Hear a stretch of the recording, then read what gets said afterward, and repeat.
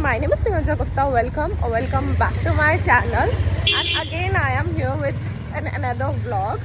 और इस बार मैं vlog करने वाली हूँ अपने एरिया में, मतलब नंदगांव, बरसाना और गोवर्धन। मैं अपनी फैमिली के साथ तीनों जगह टूर करने वाले हैं हम लोग। सुबह निकल गए थे वृंदावन से हम लोग अराउंड 8:30 AM। और अभी सबसे पहला डेस्टिनेशन है हमारा नंदगांव का। तो जितना मुझे जहाँ तक अलाउड होगा I'll definitely going to shoot and let you know. तो जानते ही हैं नंदगांव, बरसाना और खासकर वृंदावन मथुरा का कितना क्रेज़ चल रहा है। तो आई होप आप लोगों को बैठे बैठे एक वर्चुअल टूर मिलेगा। सो या I will catch you later. तो वो वाला सीढ़ियों का रास्ता जा रहा है, हम लोग पीछे से ऐसे सिर्फ चढ़ाई करके जाएंगे तो वो ज़्यादा ईजी रहता है।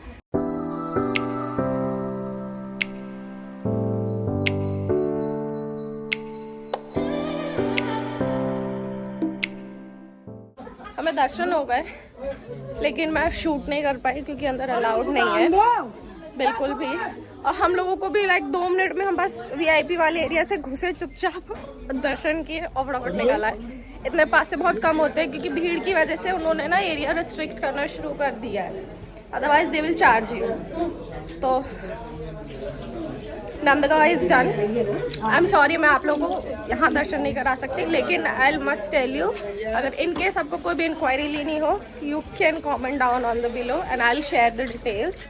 और आए नंदगांव बरसाना ज़रूर घूमें, it's nice place to visit. चूल्हे की रोटी मिली है यहाँ अम्मा से, हम जब भी आते हैं ज़रूर पाते हैं प्रसाद। चलो। रोहिणी मैया वसुदेव जी की पत्नी थी, पर वसुदेव जी उपनंद बाबा बहुत दुर्जन टाइम थे। अपनी पत्नी को सुरक्षित रखने के लिए वसुदेव जी ने अपनी पत्नी को यहाँ भेज दिया था बाबा के पास रहने के लिए, नंदगांव बाबा के पास। उस समय देवकी मैया गर्भवती थी, तब उन्होंने योग माया ने उनके गर्भ को उठाकर रोहिणी के गर्भ में स्थापित कर दिया।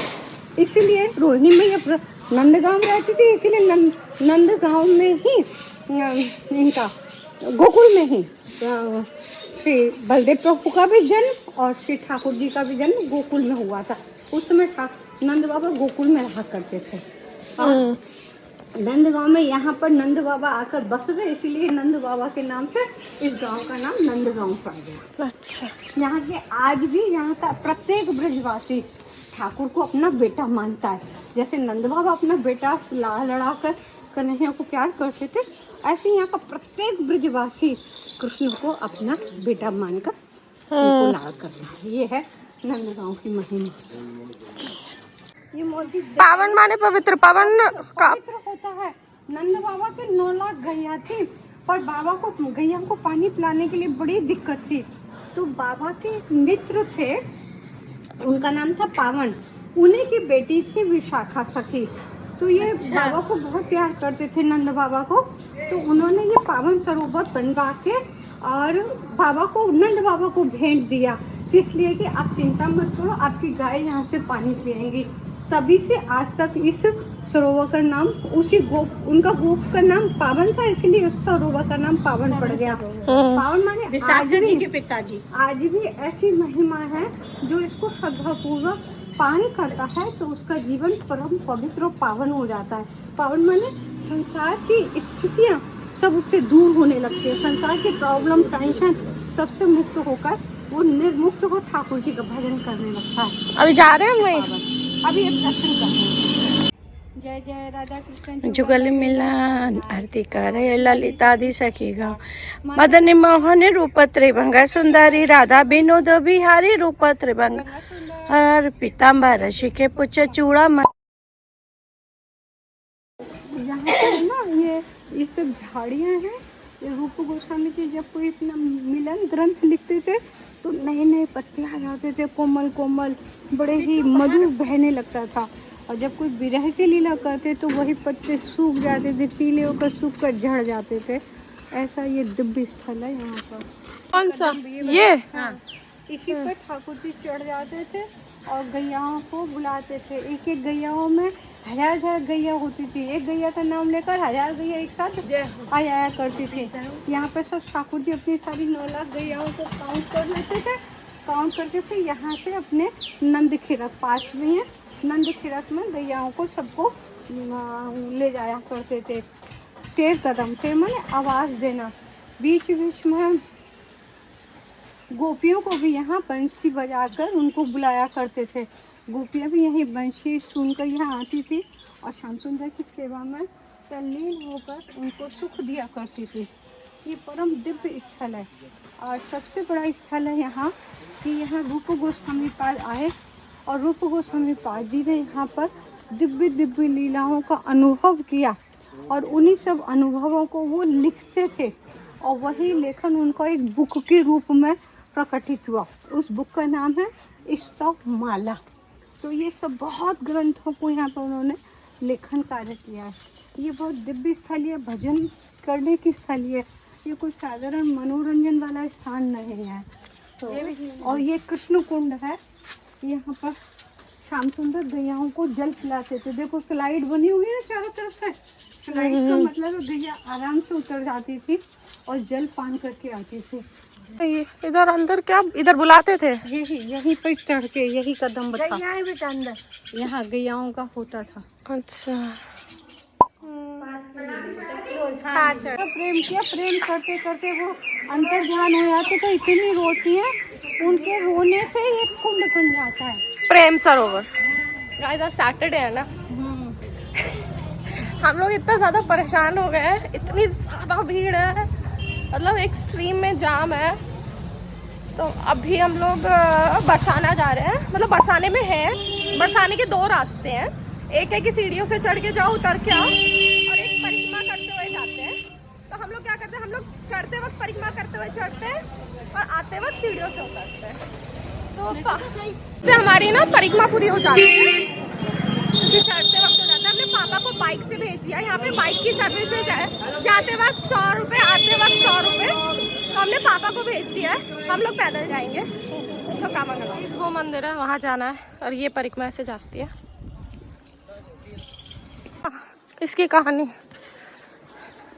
ये सांकरी खोर है और दिखेगा छोटा सा, एक ही स्थान, एक ही आदमी उसमें से निकल सकता है, दो नहीं। सांकरी खोर का मतलब होता है छोटा सकरा रास्ता, सकरे से सांकरी हो गया शब्द।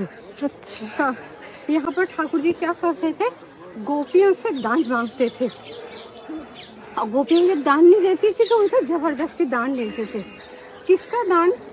बाहर से तो लगता है वो दूध दही घी माखन का दान मांगते हैं, पर एक्चुअली वे प्रेम का दान मांगते थे, जिस दान को गोपी यहाँ सरल सहज में नहीं देती थी, फिर भी ठाकुर जी जबरदस्ती उनसे ले लिया करते थे। ये प्रेम का दान एक अनिर्वचनीय है जो कि इस शब्द से उसका वर्णन नहीं किया जा सकता। एक दिन से राधा रानी ने अपने समस्त सखियों से एक सलाह की और कहा कि प्यारे को रोज रोज जो दान देते हैं इसका बहुत अच्छा एक लेसन, एक सबक सिखाना चाहिए। तो उन्होंने कहा ठीक है किशोरी जो, जब इधर एक बार श्याम सुंदर अपने सखाओं के साथ आ रहे थे, सब गोपियों ने अपना जड़ रूप धारण कर रखा था और किशोरी जी को भी गोप वेश में तैयार कर रखा था। देखो इसका ये रहा सांकरी खोर की लीला।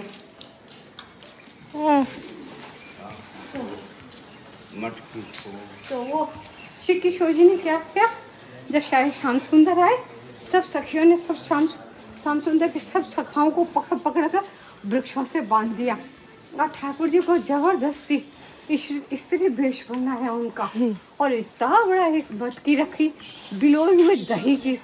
किशोर जी ने एक बिसल से एक सीधा एक निशाना मारा और निशाने से वो बटकी फूट गई, ऊपर से नीचे तक ठाकुर जी मक्खन में हो गए, दही में सन गए और कहा गोपियों ने कहा अब आगे से ऐसा नहीं परेशान करोगे।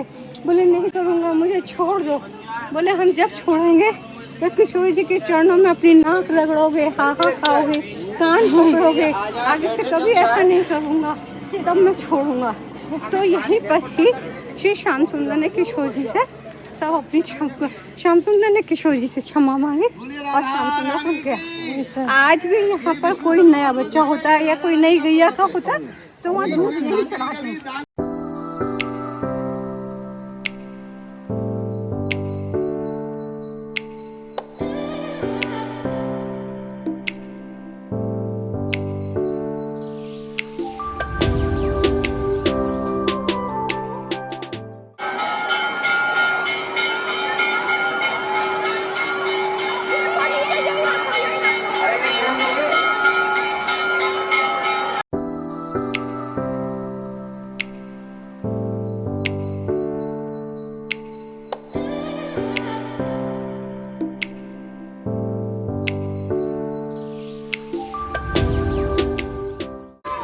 राधा कुंड पे अभी नंदगांव और बरसाना कर लिया, बहुत ज़्यादा भीड़ थी। अभी पापा मम्मी और मौसी नहाने गए। ये राधा कुंड है, उस तरफ श्याम कुंड है, मैं अभी दिखा देती हूँ। गोवर्धन हम लोग शायद नहीं जा पाए क्योंकि बहुत ज़्यादा भीड़ है और हमें लौटना है और already we are getting late. So या ये श्याम कुंड है, ये राधा कुंड है। यहाँ पे 3 डुबकियाँ लेनी है, फिर यहाँ पे 3 डुबकियाँ लेनी है, फिर यहाँ पे 3 डुबकियाँ लेनी है।